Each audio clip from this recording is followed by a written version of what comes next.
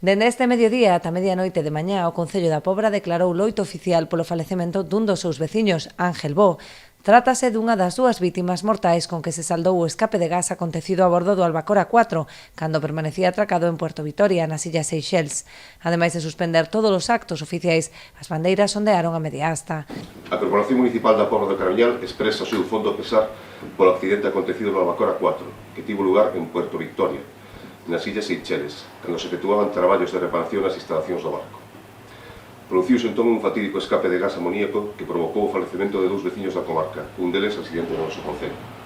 En sinal de dor e respecto, declaramos o loito oficial no Concello da Pobra do Carabiñal que se iniciará ás 12 horas do día de hoxe e rematará ás 24 horas do día de mañá. Durante este tempo, a bandeira do Concello ondeará a media asta e suspenderánse todos os actos previstos organizados pola Administración Municipal.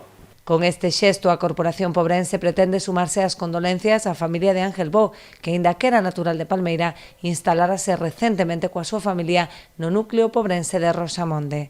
De igual modo, o Concello da Pobra quixo trasladar o seu apoio e solidariedade coa familia do outro mariñeiro falecido, Francisco Cameán, natural de Carreira, residente en Xuño. Ángel Bo Vidal viña de iniciar unha nova etapa na súa vida, instalándose coa súa familia no lugar de Rosamonde.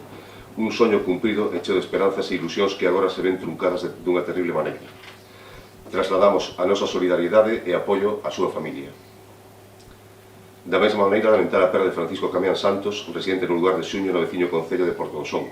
Igualmente facemos chegar a nosa solidariedade á súa familia. Nesta mesma liña, o Concello de Portodosón tamén publicou unha mensaxe de condolencias transmitindo todo o apoio, forza e cariño aos familiares, amigos e veciños dos tripulantes do Albacora 4.